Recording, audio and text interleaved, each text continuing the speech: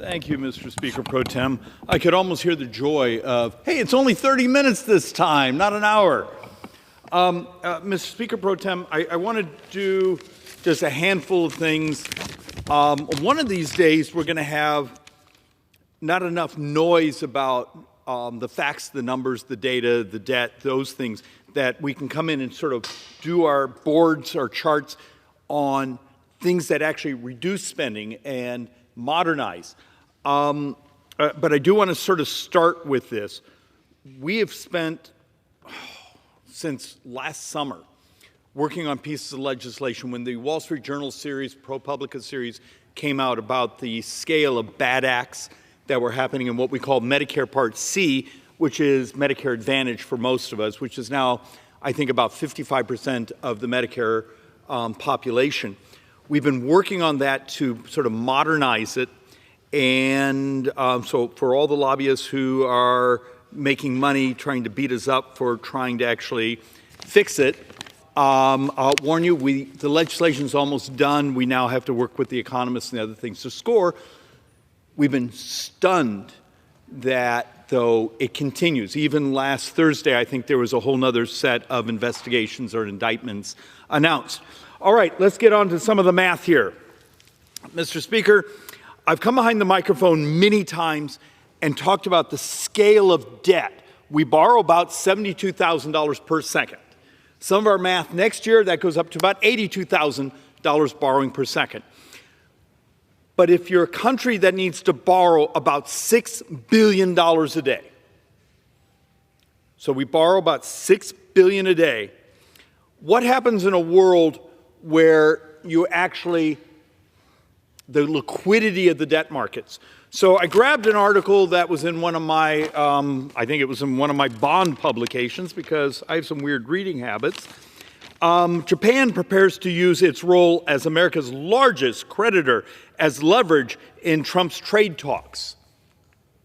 The point I want to make by reading that headline to everyone is Japan now is our largest individual creditor country.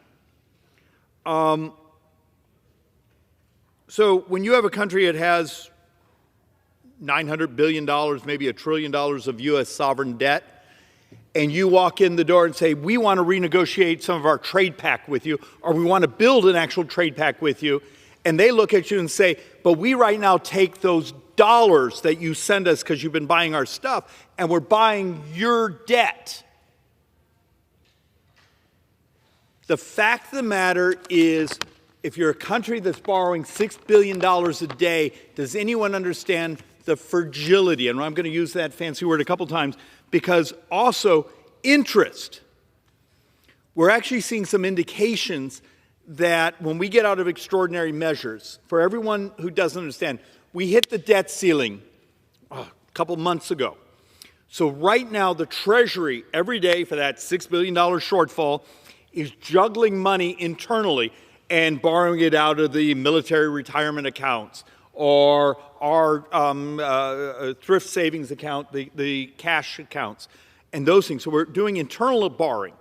But all that has to be paid back, and it all has to be paid back with interest. So we're still working on the rough calculation. Treasury put out a number, but I don't like their number because I don't think it was real, or we had all the visibility. But we'd worked on a data set saying when we finally raise the debt ceiling, let's say it's a month or two from now, Treasury is going to need to pay back those dollars plus the interest. So they're going to come to market with $400, $500, $600 billion of borrowing. So just be prepared for what's really going on in the interest rate markets, the debt markets, and will we be beyond some of the discussions of trade where countries like Japan aren't leaking stories that they're going to use our debt as leverage against us. So, look, I used this board a couple times now, but I want it to make sense. Estimate for net interest as a share of revenues in 2035. So that's 9 budget years from now. Moody, the chart here, the bar here, I want people to pay attention to. Moody's, who has this whole thing where they do analytics on debt and spending. Mr. Speaker, their estimate is in 9 years, 30% of U.S. tax collections, that's everything, corporate, individual, estate, the tariffs, everything. They estimate in 9 years, 30% of all those tax receipts that come into the federal government will just pay interest. And this is based on sort of today's interest rate projections. I showed some charts a couple weeks ago that showed an estimate that if U.S. debt went up 1% in interest, so us selling our bonds, interest rates went up 1% on us, in that 9 budget years, it's not 30% of tax receipts that go to just interest, it's 45. Are you prepared to have a world out there where here's $1 of taxes I'm paying, 30 cents of that just pays interest, or God forbid interest rates go up, 45 cents of that dollar just pays interest on the bonds. There's also a chart if we actually went back to the early 2000s when we were kissing up against 6%, and it was just like devastating, the amount of tax collections that get consumed by interest. Remember, when we finish this fiscal year, CBO's estimate is U.S. sovereign debt, all of it, the gross debt, will be at $37.2 trillion.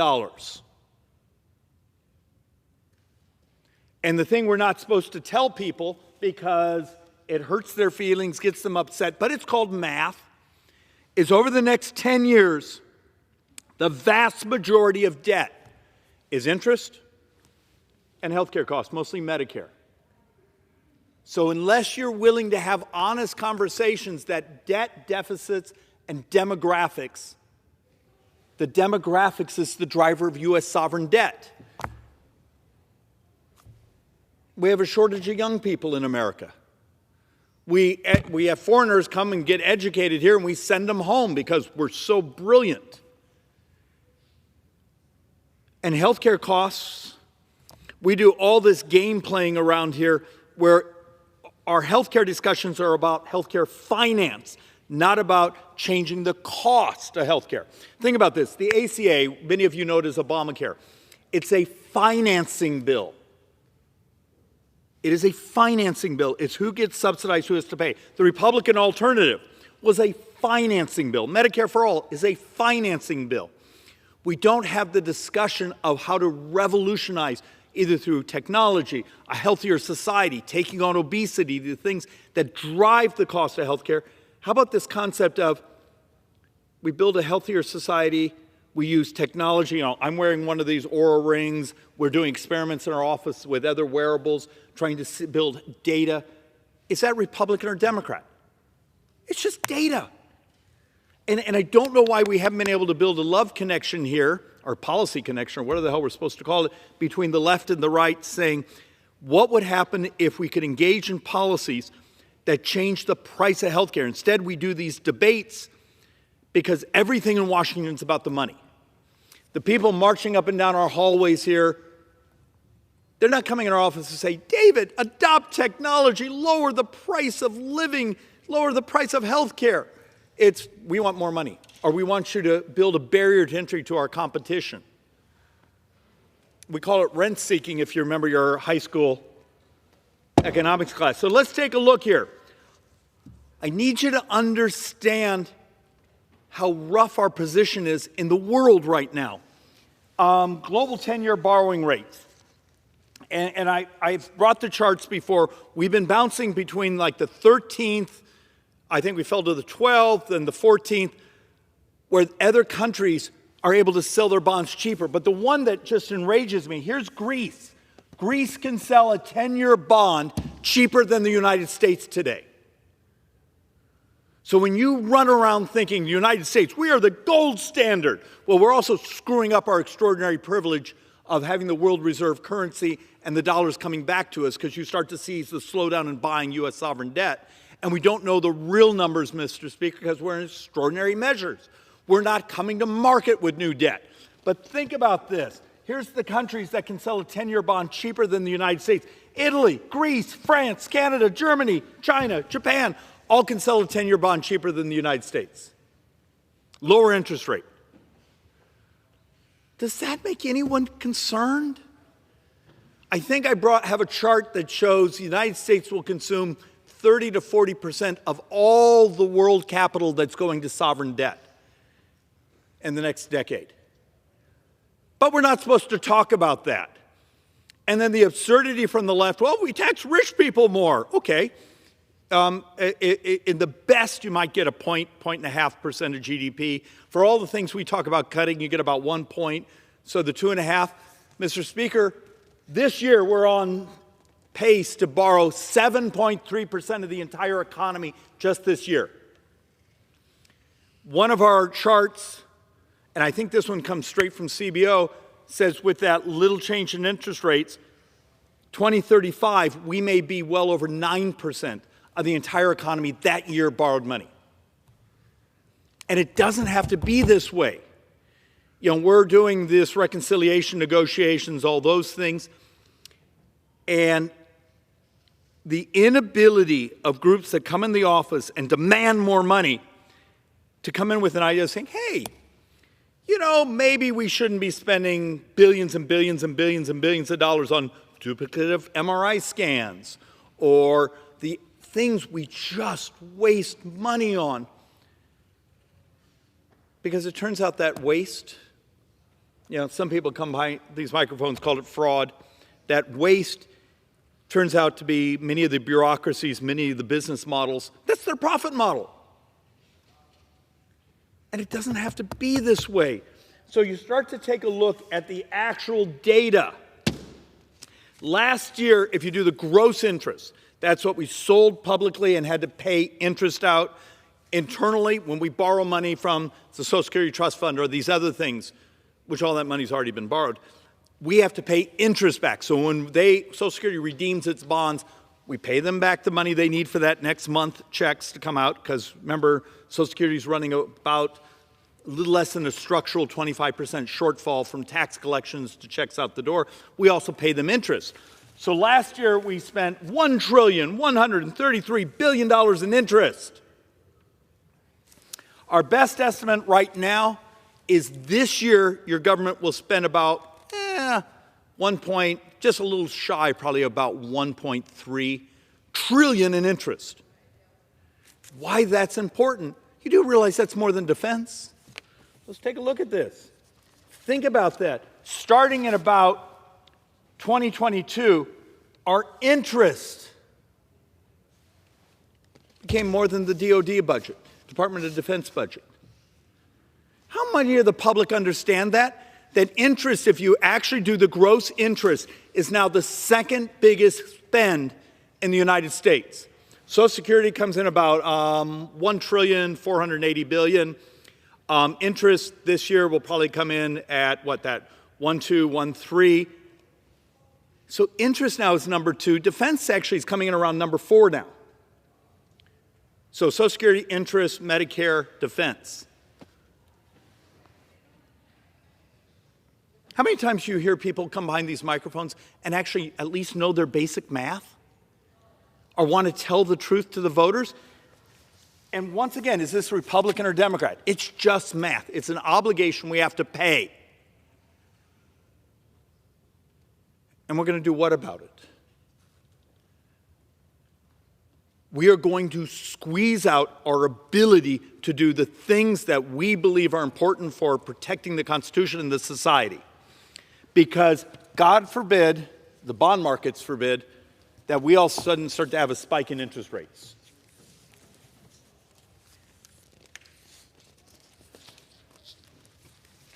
And you start to understand that many of our brothers and sisters who come behind these microphones, I show the chart all the time saying, okay, here's the pie chart of all of our spending. Today, it's about 75% is on autopilot. You and I get to vote on 25% of the spending. Okay, about half that's defense, about half that's non-discretionary. Every dime a member of Congress votes on today is borrowed. Think about that. Other than when you're in reconciliation where you actually get to have a vote or try to work on mandatory spending, which is formulaic, all defense and all non-defense discretionary is borrowed. And yes, you've heard a number of members come behind the mic and talk about how much non-defense discretionary has gone up. And it has. And we've lied repeatedly, when we did sequestration, PAYGO, how many times, PAYGO, remember, I think actually was a Democrat proposal from years ago that if we're going to add new spending beyond the 5-year window, there needs to be an offset. So you saw a number of bills that, they expire just before the 5th year, so that way they don't set off the PAYGO. Or like we did back in January, we owed like $1.2 trillion in cuts to meet the PAYGO, pay-as-you-go rules. Well, we just waive it, just like we've done with sequestration, all these other things. So we tell people, hey, we're going to be fiscally disciplined. As soon as it's uncomfortable, then we'll just waive it. But why this is important, it's just, okay, we will say there's a 45% increase in discretionary spending since 2019. And it is. But when you actually look at it, it's a lot of money. But did I mention we're borrowing $6 billion a day? So we went from $662 billion. This is non-defense discretionary. This is the Park Service. This is the IRS. This is the State Department. All the things you think of as government. It went up to $960 billion. But why this is important to understand, I would vote to roll that back to the 2019 budget. Okay. But if you see it as a percentage of GDP, the size of the economy, we're spending, which is the proper way to do big boy math on budgets. In 2019, non-defense discretionary was 3.1% of the economy. Last year, it was 3.3% of the economy. So it went up, but the economy got bigger. And it turns out if you're borrowing 7.3% of the economy this year, you could get rid of all of what you think of as government, non-defense discretionary, and you could get rid of all of defense. And my math on my top of my head, I probably should have calculated this before coming behind the microphone, you still need about another $400 billion to cover borrowing that covers Medicare. So think about that. For those that say, David, balance the budget today. I can do it. Of course, you're not going to have a military. You're not going to have what you think of as government. And I need to find $400 billion in the mandatory space. There's this lack of understanding of the scale.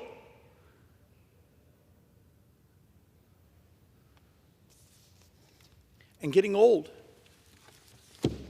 When it's healthcare and interest, that's the primary driver. No one wants to hear that. That doesn't set off the dopamine receptors. It doesn't make people mad. It doesn't get you on television.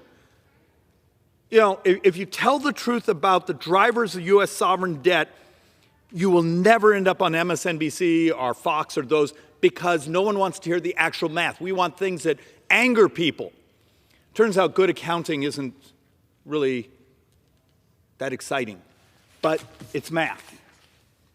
And so here is the punchline which worries me and why I beg of my brothers and sisters. Okay, for those of us in the House, we have a reconciliation budget. We're trying not to let the expiring provisions raise people's taxes. We have a reconciliation budget in the House that if we do everything right, we get a couple $1 trillion of savings over 10 years. We're going to spend over $68 trillion in the next 10 years. How many members of Congress have had protesters outside their office? You can't cut things. We're talking total of $2 billion or $2 trillion of savings over 10 years when we're spending $68 billion. Have we lost our minds?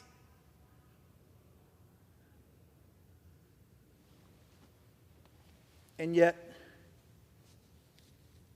if we were to do the Senate's reconciliation budget, which has almost no cuts in spending in it, we will borrow approximately. And look, I'm conflating publicly sold debt with the debt we would create in the next 10 years. What took us 240 years to build, we will double in 10, or come close to doubling in 10.